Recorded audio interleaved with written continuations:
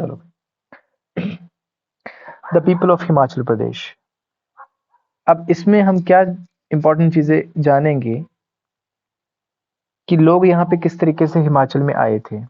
थोड़ा सा आइडिया आपको होगा, ऑलरेडी प्रीवियस लेक्चर से आपने देखा है, ठीक है, कि सेंट्रल एशिया से किस तरीके से लोग यहाँ पे आए हुए हैं, आर्यंस कैसे आए, किस तरीके से वो यहाँ पे पहाड़ी एरियाज में सेटल्ड हुए, ठीक है, विद द टाइम, और आगे चल के किस तरीके से आगे डिवाइडेशन हुई बेसिकली, ठीक है, एक्सपेंशन हुई उनकी। और बाकी जैसा हम इसको थोड़ा सा हम रिलेट करेंगे जाके अपने पुराने इतिहास से, ठीक है, जैसा कि महाभारत में आप देखते हो कौन कौन सी ट्राइब्स का नाम आता है, उल्लेख आता है उनका, जिनके बारे में वर्णन है, ठीक है, महाभारत में। तो वो सब चीजें हम इसमें देखेंगे, ठीक है। जैसे आप अगर इसको मस्त देखें, अगर हम प्रीवियस में जाएं, ठीक है, एकदम पास्ट में जाके देखें हम, तो आप एक चीज नोटिस करोगे कि हम अपने टीवी में जो सीरियल्स वगैरह आते हैं पुराने, ठीक है, हम उनमें देखते हैं, हमने नाम सुने होंगे जैसे नागास, नाग, ठीक है, फिर असुर्स, असुर वगैरह, दस्युस, दस्यु लोग जो थे, ठीक है, फिर राक्षस, राक्षस वगैरह। तो ये सब क्या थे, बेसिकली ये लोग थे अलग अलग, ठीक है। तो इनको बोला जाता था इस तरीके से, कुछ लोगों को दस्युस बोला जाता था, कुछ लोगों को राक्षस बोला जाता था, कुछ लोगों को असुर, कुछ लोगों को नागा। अब ये डिफरेंट डिफरेंट सेक्शन से बिलोंग करते थे, ठीक है, इस तरीके से इनके नाम थे। लेकिन उस टाइम पे क्या थी, लोगों की एक जो हम जैसा पढ़ते तो हमें तो यही देखने को मिलता है कि जैसे राक्षस थे, तो राक्षस क्या होते थे, बुरे होते थे, खतरनाक होते थे, यानी कि उनका जो मेंटल लेवल था वो अच्छा नहीं होता था, ठीक है। असुर, वही बात आ गई, दानव, दैत्य, ठीक है। नागास यानी कि जो आप देखते हो जो प्रेजेंट, अगर मैं बात करूं, सरपेंट, ठीक है, ये इनकी पूजा करते थे, सांपों की पूजा करते थे बेसिकली। तो ये सब हमारी धारणाएं थी, लेकिन विद द टाइम ऐसा माना गया कि ऐसा नहीं था, थोड़ा सा हटके था, ठीक है। जो भी इन लोगों के बारे में बताया जाता है वो वास्तविकता में उतना सही नहीं था, ठीक है। तो इसके कुछ एग्जाम्पल्स हमें हिस्ट्री में देखने को मिलते हैं अपने पास्ट में, कि जैसा हम सोचते हैं वैसे नहीं थे। जैसे लेट्स सपोज मैं बात करूं कि एक ययाति किंग हुए हैं, ययाति किंग, ठीक है, ययाति किंग, उनकी बेटी का नाम था शर्मिष्ठा, ठीक है, शर्मिष्ठा,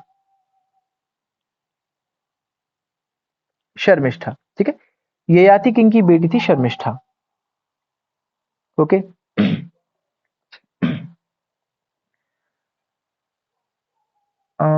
अच्छा एक सेकंड, इसको भाई प्लीज करेक्ट कर लो। ययाति किंग ने बेसिकली इसके साथ मैरिज करी थी यार, सॉरी, मैरिज करी थी शर्मिष्ठा के साथ, ठीक है। और जो शर्मिष्ठा थी वो किसकी बेटी थी, she was the daughter of वर्ष बर्मन, ठीक है, ये सही रहेगा, वर्ष बर्मन, ठीक है, ओके। वो वर्ष बर्मन की बेटी थी। और जो वर्ष बर्मन था ये कौन था, ये दानव था, दानव, ठीक है। He was the king of दानवास, दानव्स, दानव लोग आप सुनते हो, असुर, दानव, दैत्य, राक्षस, ये सब सभी को पता होंगे, ठीक है। तो उनका सरदार था, किंग था ये वर्ष बर्मन। इसकी बेटी थी शर्मिष्ठा, और जिसकी शादी हुई ययाति किंग से। यानी कि ऐसा नहीं था कि दानवों के जो नॉर्मल लोग थे उनके साथ संबंध नहीं थे, ठीक है। ये एक वो अलग से कुछ ऐसे क्रिएचर्स थे, ठीक है। तो इसके बारे में थोड़ा सा इसने बताया। दूसरा एग्जाम्पल अगर मैं आपको दूं, आप सभी को पता, बार बार हम बात भी करते हैं, जो हडिम्बा थी, हडिम्बा देवी, आपको पता है, वाइफ ऑफ भीमसेन, है ना, भीमसेन की पत्नी थी ना ये, भीमसेन ने इससे शादी करी थी। वैसे क्या थी, ये राक्षस थी, हमें पता है, राक्षस, ठीक है, राक्षस कुल से संबंध रखती थी ये, पावरफुल ट्राइब थी राक्षस, इससे संबंध रखती थी हडिम्बा। लेकिन भाई इसने इससे शादी करी, बाद में इसको किस तरीके से पूजा जाने लगा, देवी के तौर पे। और आप अभी तो सभी को पता है इनका टेम्पल भी है, हडिम्बा देवी टेम्पल, है ना। फिर देखो इनका जो बेटा था घटोत्कच, घटोत्कच जो उनका बेटा हुआ, ठीक है। आपको पता है महाभारत में उसका बहुत अहम योगदान रहा है पांडवों की तरफ से, यानी कि उसने धर्म की तरफ से युद्ध लड़ा था, ठीक है। तो ऐसा नहीं हम कह सकते कि जिस तरह जितना हम सुनते हैं कि वो लोग तो कुछ अलग ही क्रिएचर्स थे। बेसिकली राइटर ने यहाँ पे इस चीज को बेसिकली बताने की कोशिश करी है कि उस टाइम पे जो हम थिंकिंग रखते थे इनके प्रति वैसा नहीं था पूरी तरह से, ठीक है। और एग्जाम्पल अगर तुम ले सको, तुम अनिरुद्ध का एग्जाम्पल ले सकते हो। अनिरुद्ध आपको पता है, अनिरुद्ध कौन था? श्री कृष्ण का बेटा था, ठीक है ना। अब इसने किससे शादी करी थी? मैंने आपको समझाया भी हुआ ऑलरेडी, ठीक है। बाणासुर की बेटी से, daughter of Banasura. Daughter of Banasura, ठीक है। तो वो भी राक्षस था ना, बाणासुर जो था, ठीक है। वो असुर ट्राइब से संबंध रखता था इससे, असुर, ठीक है। तो इस तरीके से इन सब चीजों के बारे में हमें डिस्क्रिप्शन मिलती है। आई होप आपको थोड़ा सा क्लियर हुआ होगा आइडिया इसका, कि नागास क्या, असुर, दस्युज, राक्षस, दानव, दैत्य, ये सब चीजें, ये ट्राइब थी बेसिकली तब की ये, ठीक है। लेकिन विद द टाइम क्या हुआ कि चेंजेस आए कुछ इनमें। अब हम उन चेंजेस की बात करेंगे। अब देखो, अगर मैं बात करूं कि इसके कुछ हमें एविडेंसेस भी मिलते हैं, जैसे कि अगर मैं बात करूं stone implements, stone implements discovered at, discovered sorry, at, कहां पे? बाणगंगा में। वो भी हमें ये बताते हैं, इंडिकेट करते हैं ये पुरानी चीजों के बारे में, यानी कि इन ट्राइब्स के बारे में। और ये बाणगंगा कहां पे है? आप सभी को पता है, कांगड़ा में, ठीक है, कांगड़ा। इसके अलावा जो सिरसा सतलुज वैली है,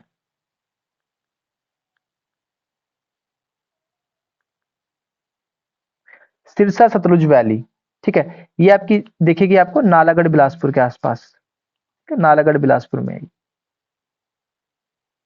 नालागढ़ बिलासपुर। तो यहां पे भी हमें ये स्टोन इंप्लीमेंट्स मिले हैं, ठीक है। इसके अलावा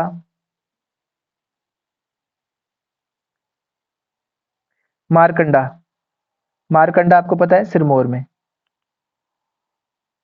मारकंडा एट सिरमौर, ऑफ सिरमौर। यहाँ पे भी 1955 में जो है इस तरीके से कुछ एविडेंसेस मिले हैं, ठीक है। तो ये सब बातें इस चीज की तरफ इशारा करती हैं, इंडिकेट करती हैं कि हाँ, प्री हिस्टोरिक मैन एग्जिस्ट करता था, प्री हिस्टोरिक मैन, ठीक है। प्री हिस्टोरिक मैन जो है वो एग्जिस्ट करता था, ठीक है। तो प्लीज थोड़ा सा ये अब देखो, अब ये स्लाइड आपको क्यों इंपॉर्टेंट रहेगी एग्जाम पॉइंट ऑफ व्यू से? क्लैरिकल में इतनी इंपॉर्टेंस नहीं रहेगी, मैं फिर से रिपीट कर रहा हूँ, लेकिन जिनका एम थोड़ा सा हाई है, आपको डायरेक्टली आ जाएगा कि stone implements were discovered at, आगे लिखा होगा बाणगंगा, ठीक है, सिरसा सतलुज वैली, मारकंडा ऑफ सिरमौर, ठीक है। तो ये सब प्री हिस्टोरिक मैन की तरफ इशारा करते हैं कि लोग एग्जिस्ट करते थे, ठीक है। अरुण, चीजें क्लियर हो रही हैं क्या? टफ तो नहीं लग रहा?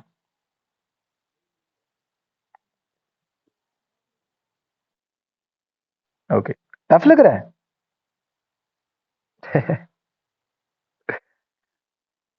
ओ, ओके भाई, ओके, क्लियर होने से मतलब है, ठीक है। अब बात करते हैं हम, अ, चलो इससे पहले मैं तुम्हें एक डाटा बताता हूँ थोड़ा सा, इसको प्लीज आप नोट कर लोगे, इंपॉर्टेंट इन्फॉर्मेशन है, ठीक है। थोड़ा सा डाटा इसके बारे में, प्रीवियस यहाँ के बारे में कि पॉपुलेशन एंड स्टेटस क्या था ट्राइब्स का हिमाचल प्रदेश में, ठीक है। जब हम बात करते हैं शेड्यूल्ड ट्राइब्स की, ठीक है, हिमाचल प्रदेश में, शेड्यूल्ड ट्राइब्स हिमाचल प्रदेश की, तो सबसे पहले बात करते हैं हम एसटीज की, क्योंकि ट्राइब्स की बात हो रही है तो हम एसटी की ही बात करेंगे, ठीक है। बाकी इन ब्रीफ बाद में देखेंगे, जनरल्स, एससी, एसटीज किस तरीके से हिमाचल में है इनका एक्सपेंशन, ठीक है। तो अगर मैं शेड्यूल्ड की बात करूं, तो लगभग ये स्टेट का 5.7% टोटल पॉपुलेशन में हिस्सेदारी रखते हैं, ठीक है। STs 5.7% of total population, of total population, ठीक है।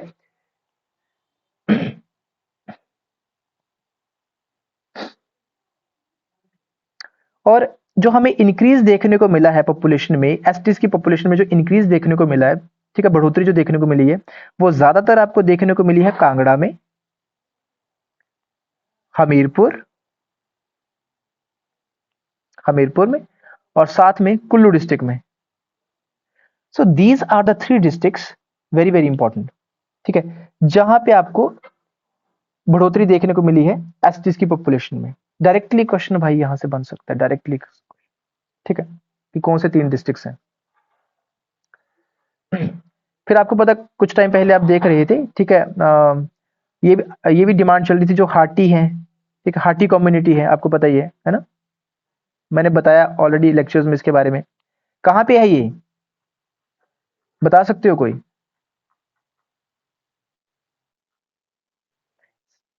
सिरमौर का जो गिरिपार एरिया है, गिरिपार जो रीजन है, ठीक है, मैंने ये भी लिखवाया आपको, ये याद रखना है, ठीक है। हाटी कम्युनिटी कहाँ, सिरमौर का गिरिपार जो रीजन है, ठीक है, वहां पे। या फिर डोडरा कबार, डोडरा कबार, ठीक है, डोडरा कबार एरिया जो है, ये भी डिमांड उठ रही थी, ठीक है, इनको क्या करो, ट्राइबल एरियाज घोषित कर दो, ट्राइबल एरियाज घोषित कर दो, ठीक है, ये डिमांड्स उठ रही थी यहाँ के लोगों के द्वारा, इस कम्युनिटी के द्वारा पर्टिकुलरली। अब होता क्या है, ऐसा क्यों करा जाता है, लोग क्यों डिमांड उठाते हैं कि एक स्पेशल स्टेटस मिल जाए? इसका रीजन ये होता है कि इसके साथ साथ बहुत सारे एडिशनल बेनिफिट्स मिलते हैं, आपको पता ही है ना। जो रिजर्व एरिया होता है उसको काफी सारे बेनिफिट्स मिलते हैं सरकार की तरफ से, ठीक है, उनकी डेवलपमेंट के लिए, उनको उनकी एनहेंसमेंट के लिए, ठीक है, तो कहीं ना कहीं बेनिफिट रहता है इसका। और इनकी अपनी कुछ आई मीन से दलीलें हैं इसके लिए कि हम बैकवर्ड हैं, ये है वो है, सो दिक्कतें होती हैं, ठीक है, तो वो सब चीजें इन्होंने रखी और अपनी डिमांड रख रहे थे बेसिकली सरकार के सामने ही।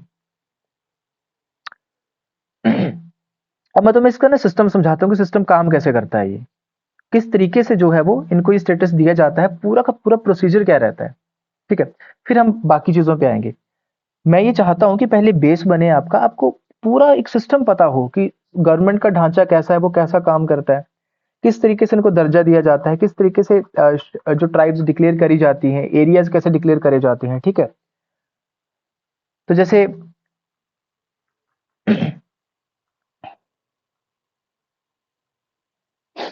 ये लिख लो जरा, एक पॉइंट, इंपॉर्टेंट पॉइंट है, शेड्यूल्ड ट्राइब्स जो एसटीज हैं, ठीक है, scheduled tribes has been notified, has been notified by centre in 1950। यानी कि जो शेड्यूल्ड अनुसूचित जो जनजातियां हैं, वो सेंटर के द्वारा, केंद्र के द्वारा 1950 में इनको नोटिफाई किया गया, ठीक है, आप ऐसा लिख लोगे इसको, 1950 में बेसिकली उन्होंने रिकॉग्नाइज करा इनको।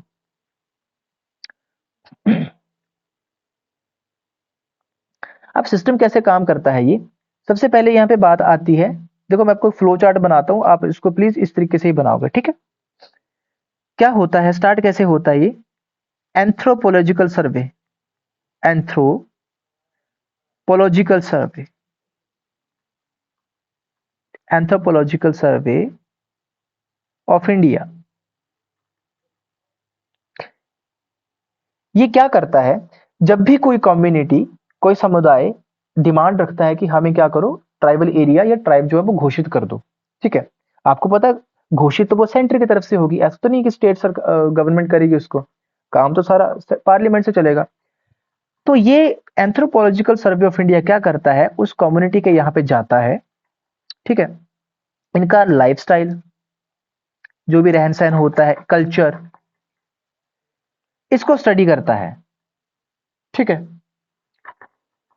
इनके बारे में जानकारी लेता है, जानकारी जुटाएगा, इंफॉर्मेशन, और उसको कहां फिर कैरी फॉरवर्ड करेगा ये, फिर ये दूसरे नंबर पे किसको कैरी फॉरवर्ड करता है, एंथ्रोपोलॉजिकल सर्वे ऑफ इंडिया, ये भेजेगा फिर रजिस्ट्रार जनरल ऑफ इंडिया,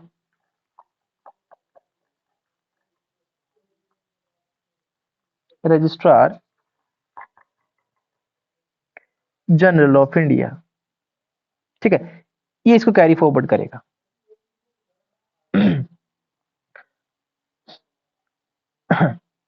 ठीक है, इसके साथ साथ जो जिस स्टेट में पर्टिकुलरली वो कम्युनिटी होती है, उसकी स्टेट की लेजिस्लेटिव असेंबली, ठीक है, legislative assembly of that particular state, ये भी क्या करते हैं, अपना प्रस्ताव जो है वो रजिस्ट्रार जनरल को सबमिट करवाते हैं, जमा करवाते हैं उसके आगे।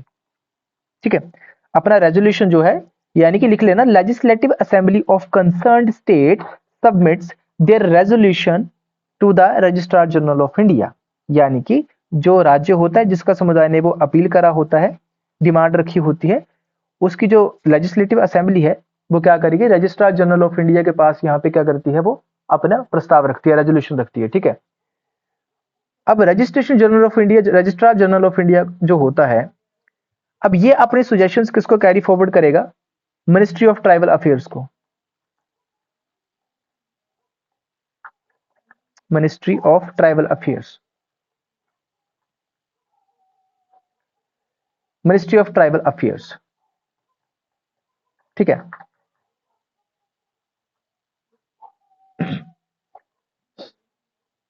अब जो मिनिस्ट्री ऑफ ट्राइबल अफेयर है, ये किसे सेंड करेगा, ये फिर करता है कमीशन को सेंड करता है। ठीक है, national commission for STs, national commission for STs. ठीक है, जो राष्ट्रीय कमीशन, इसका जो आयोग है ना, राष्ट्रीय आयोग जो है अनुसूचित जनजाति का, उसको कैरी फॉरवर्ड करता है, जो ट्राइबल अफेयर की मिनिस्ट्री जो होती है। ठीक है, जब finally national commission for STs के द्वारा ये अप्रूव कर दिया जाता है, तो इसका अप्रूवल मिल जाता है, फाइनल अप्रूवल, इसके बाद ये भेजा जाता है, मैं यहां लिख रहा हूं, ठीक है, ओके, कैबिनेट में। ठीक है, कहां भेजा जाएगा, कैबिनेट में, यूनियन कैबिनेट में अप्रूवल के लिए। और जब इनका अप्रूवल मिल जाएगा, फिर उस पर्टिकुलर कम्युनिटी का जो डिमांड होगी, जैसे कि हमें ट्राइबल एरिया, ट्राइब घोषित करना, उनको ट्राइब घोषित कर दिया जाएगा, या ट्राइबल एरिया घोषित कर दिया जाएगा। सो भाई ये प्रोसीजर रहता है, please, it's very very important. ठीक है, पता चले आपको इसी में से क्वेश्चन आ जाए उठ के, इस तरीके से। और जो भाई क्लैरिकल की तैयारी कर रहे हैं, उन्होंने थोड़ा सा घबराना नहीं है इस बात से कि टफ लेवल की चीज आ गई, कुछ टफ लेवल की चीज नहीं है। मैं बिल्कुल कोशिश करता हूं कि आपको इतना इजी, मतलब एकदम बेस पे जाके समझाया जाए इस चीज को। खुद पढ़ोगे नहीं, ये सारी चीजें आपको बड़ी टिपिकल लगेंगी, लेकिन मैं वो सारा करेक्शन निकाल के आपको यहाँ पे कोशिश करता हूँ कि स्टोरी के माध्यम से मैं तुम्हें समझाऊं। मैं तो टफ कुछ नहीं है, तो घबराना किसी ने नहीं है कि कोई चीज टफ है। ठीक है, तो ये भाई आपका बेसिक है इसका। अब हमें प्रोसीजर पता चल गया कि किस तरीके से ट्राइब को घोषित किया जाता है बेसिकली। ठीक है, सेंटर के द्वारा। चलो, अब हम बात करेंगे, आगे बढ़ते हैं मेन ट्राइब्स की। बात करेंगे हम दास लोगों की, जिन्हें इंग्लिश में दासास बोला जाता है, दास। ठीक है, अब जब हम बात करते हैं आईबीसी की, इंडस वैली सिविलाइजेशन की, तो ऐसा माना गया है कि ये सब लोग मिलकर जो है, जिन्होंने इंडस वैली सिविलाइजेशन को बनाया था। ठीक है, कौन से, एक दास लोग आगे, दास प्लस इनके साथ कौन थे, असुर्स, प्लस पानिस, पानिस, ठीक है, प्लस ब्रात्यास, ब्रात्यास। ठीक है, दास, असुर, पानिस और ब्रात्यास।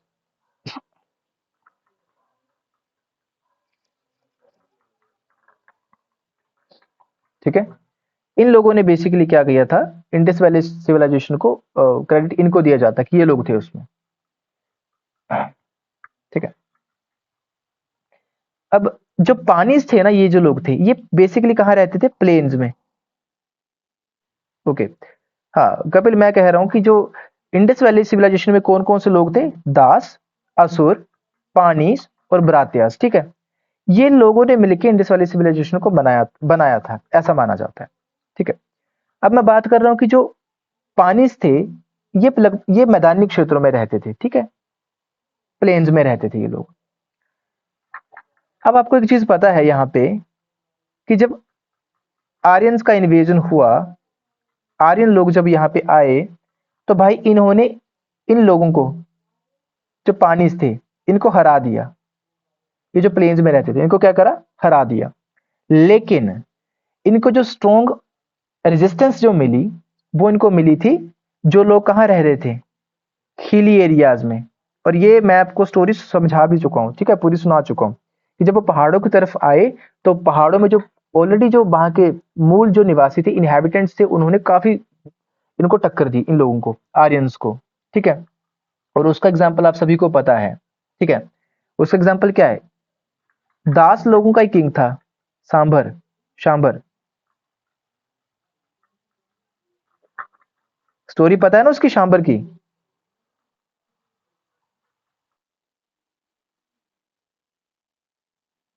ओके, कहां से रिपीट करो, मुझे एक बार बता दो। ठीक है, मैंने कहा कि जो आर्यंस जब आए थे, तो जब वो सबसे पहले उनकी जो टक्कर हुई वो किससे हुई, पानीज लोगों से, जो पानी ट्राइब थी। ठीक है, पानीज जो लोग थे, ये लोग कौन थे, जो प्लेन्स में रहते थे, ठीक है, मैदानी क्षेत्रों में रहा करते थे। तो आर्यन लोगों ने इन लोगों को क्या कर दिया, डिफीट कर दिया, यानी कि हरा दिया। आर्यंस डिफीटेड द पानीज, ठीक है। लेकिन जब इन्होंने पहाड़ों की तरफ मूव करना शुरू किया, आर्यंस लोगों ने, तो हिली एरियाज में जो लोग ऑलरेडी वहां के रह रहे थे, जो मूल निवासी थे, इनहैबिटेंट्स थे, उन्होंने इनको कड़ी टक्कर दी, यानी कि उन्होंने तगड़ी रेजिस्टेंस जो है वो इनको दी, आर्यंस को। अब उसका एग्जाम्पल सबसे बड़ा आपको कहां से देखने को मिलता है, दास जो उनका जो राजा था, शांबर। अब यहां तक क्लियर हुई बात?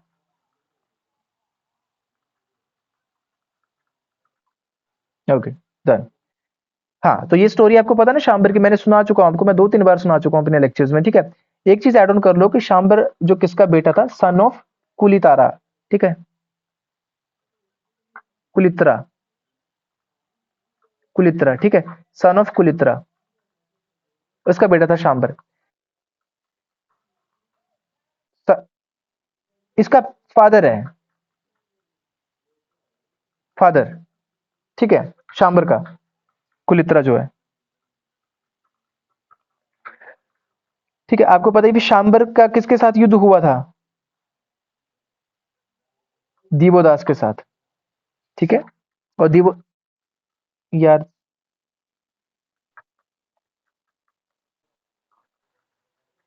थोड़ा सा वेट कर लो प्लीज, क्योंकि आई डोंट नो क्या दिक्कत आ रही है। वेट कर लो थोड़ा सा।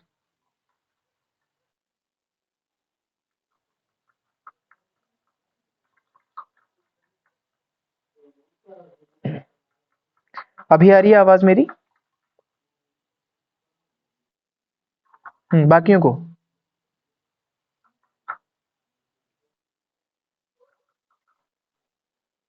ओके, बोल दिया करो, जब आई ना तो फटाफट बोल दिया करो। ठीक है, देखो, अब मैं यहाँ पे बता रहा हूँ कि शांबर का किसके साथ युद्ध हुआ था, दिवोदास के साथ। ठीक है, 40, जो 40 ईयर्स तक युद्ध चला था। ठीक है, और दिवोदास कौन था, ये आर्यन राजा था। ठीक है, हालांकि दिवोदास ने बाद में शांबर को मार दिया था, उद्ब्रज नामक स्थान पर। ये मैंने सारी स्टोरी आपको सुना के रखी है ऑलरेडी। ठीक है, तो इसके आगे बढ़ते हैं फिर। हम्म कपिल कुलित्रा जो है वो शांबर का फादर है।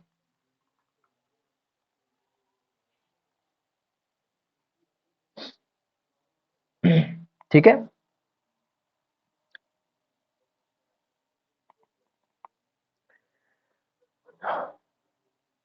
तो ये था दास लोगों के बारे में। ठीक है, इंपॉर्टेंट इंफॉर्मेशन। चलो, अब हम बात करते हैं, इसके बाद जो मेन इंपॉर्टेंट हमारी ट्राइब आती है, आप सभी को पता है। ठीक है, थिंकिंग कि आपको पहले छोटे करवा दो, किन्नर्स हैं, किरात हैं। ठीक है, चलो लिखो जरा, किरात। दास लोगों के बाद हम लिखेंगे किरात के बारे में इंफॉर्मेशन।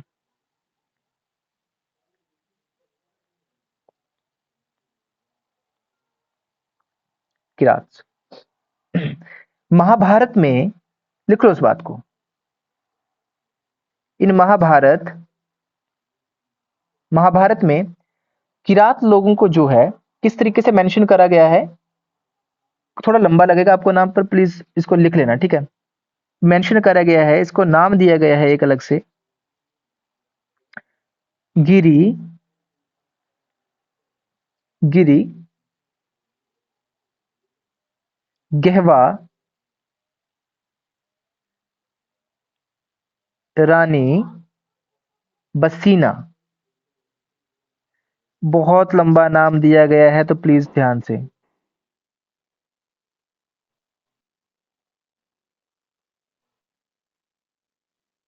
चक्कर क्या है?